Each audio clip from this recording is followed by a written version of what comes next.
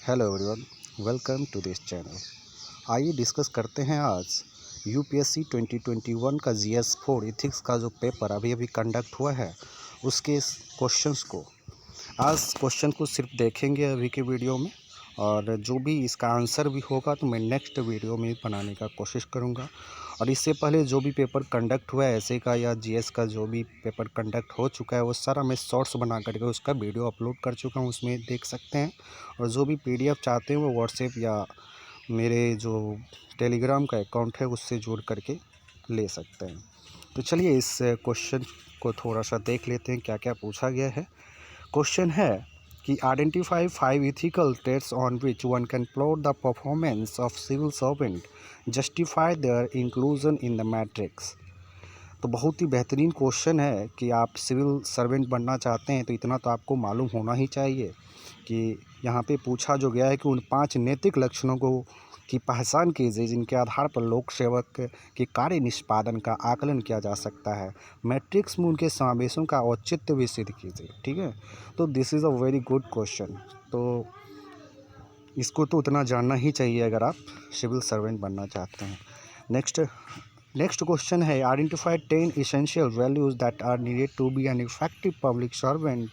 Describe the ways and means to prevent non-ethical behavior in the public servant.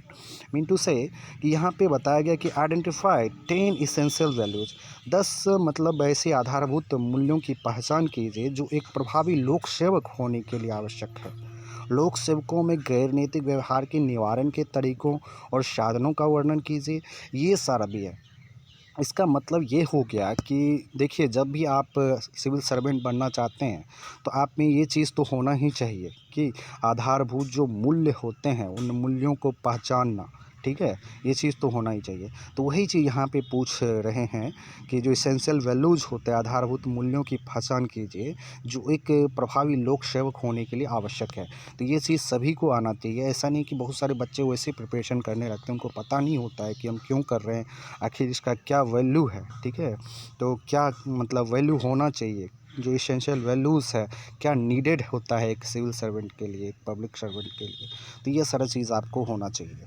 चलिए next question देखते हैं, discussion हम next video में करेंगे। नेक्स्ट क्वेश्चन है impact of digital technology as a reliable source of input for rational decision making is a debatable issue. Critically evaluate with suitable example. तर्कसंगत निर्णय लेने के लिए निवेश या इनपुट के विश्वसनीय स्रोत के रूप में डिजिटल प्रौद्योगिकी का प्रभाव एक बहस का मुद्दा है। उपयुक्त उदाहरण के साथ आलोचनात्मक मूल्यांकन कीजिए। ठीक है, तो ये भी थोड़ा आप देख सकते हैं कि डिजिटल टेक्नोलॉजी को लेकर के हैं। ठीक है, तो वो तो होना ही था, ये क्वेश्चन तो आना ही था, इस टाइप का आएगा भी नेक्स्ट में भी। तो इस तरह के तैयार रहिए आप लोग। नेक्स्ट है besides domain knowledge a public official needs innovativeness and creativity of high order as well while resolving ethical dilemmas. Discuss with a suitable example. नैतिक दुविधाओं का समाधान करते समय एक लोक अधिकारी को कार्यक्षेत्र के ज्ञान के अलावा नव परिवर्तनशीलता और उच्च क्रम की रचनात्मकता की भी आवश्यकता होती है। उपयुक्त उदाहरण सहित विवेचना कीजिए। तो ये चीज़ भी है, आप देख सकते हैं। और नेक्स्ट क्वेश्चन है कि what does each of the following question mean to you. तो ये अपने हिसाब से आप देख सकते हैं कि ये आपके लिए क्या मायने रखते हैं।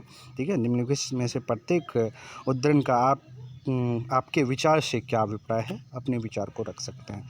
तो नेक्स्ट ये जो क्वेश्चन है, every work has got to pass through hundreds of difficulties before succeeding, those that persevere will see the light sooner or later. Swami Vivekananda. देखिए कितना बेहतरीन बात कहा गया है कि प्रत्येक कार्य की सफलता से पहले उसे सैकड़ों कठिनाइयों से गुजरना पड़ता है। जो दृढ़ निश्चयी है वे ही देर सवेर प्रकाश को देख पाएंगे, जो कि स्वामी विवेकानंद जी के हैं। आप खुद के प्रिपरेशन को भी ले सकते हैं एग्जाम्पल में, या कोई भी प्रिपरेशन को कितना जो है कोई भी एस्पिरेंट जो है तैयारी के समय कितने हंड्रेड्स और थाउजेंड्स ऑफ डिफ़िकल्टीज़ को फेस करते हैं, लेकिन जब वो एग्ज़ाम को क्लियर करते हैं तो कितना ही ज़्यादा उनके लिए एक प्रकाश का समय होता है। वो तो देर सवेर प्रकाश देखने को ज़रूर ही मिलते हैं। इसको अपने हिसाब से अपने शब्दों में आप लिख सकते हैं। बहुत ही बेहतरीन क्वेश्चन है। Next is we can never obtain peace in outer world until and unless we obtain peace within ourselves।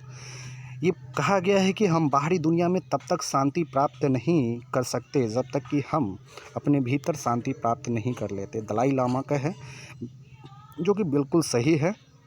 अपने हिसाब से आप लिख सकते हैं, अपने हिसाब से लिखने के लिए बोला भी गया है। अपना क्या थाउट है, क्या विचार है आपका।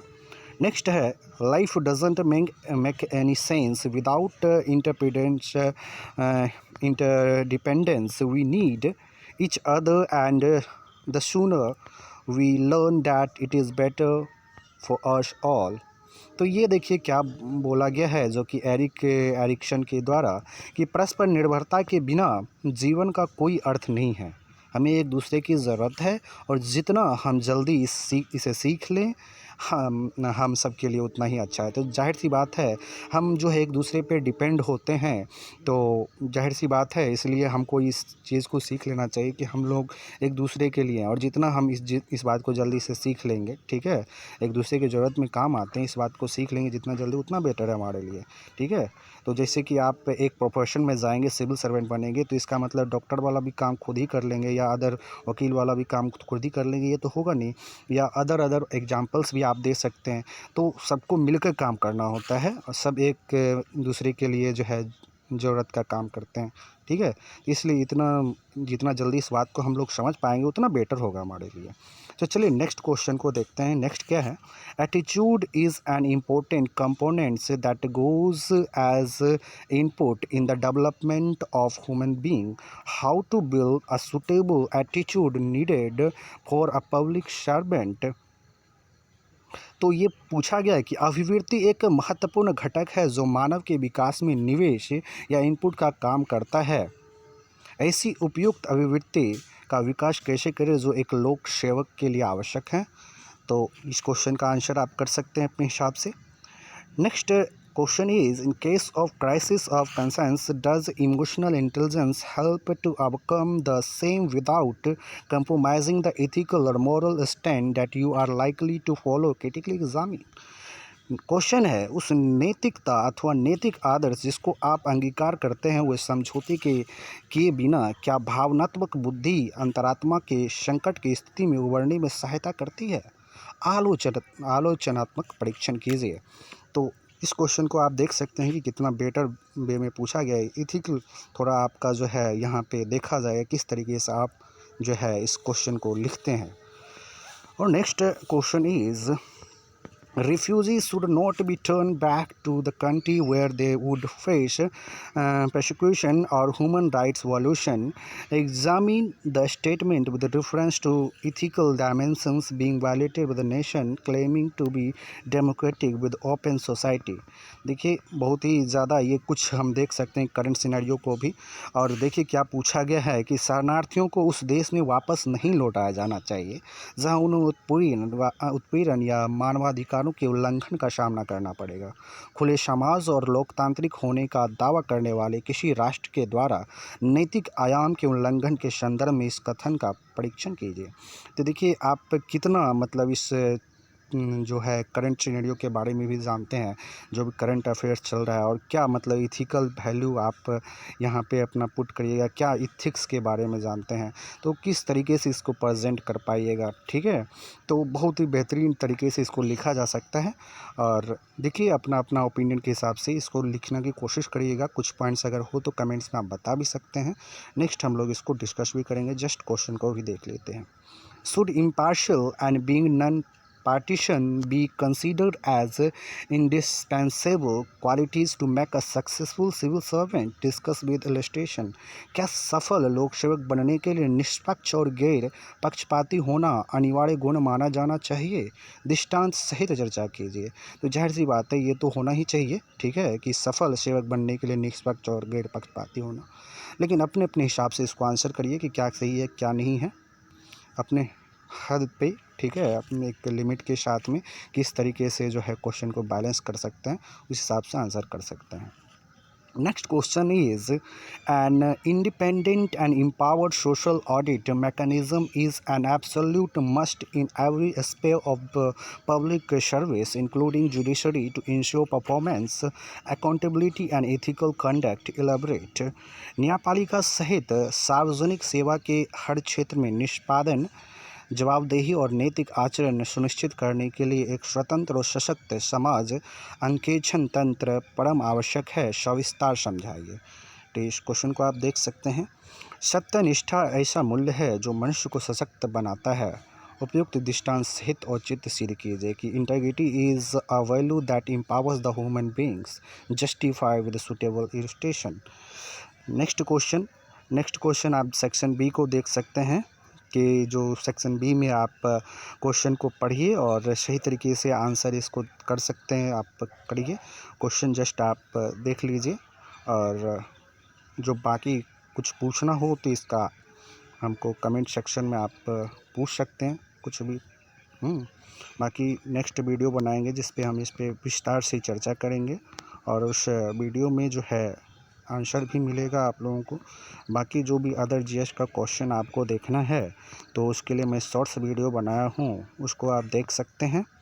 और जो भी इसका पीडीएफ चाहिए अगर तो आप व्हाट्सएप या टेलीग्राम चैनल से जुड़ करके ले सकते हैं।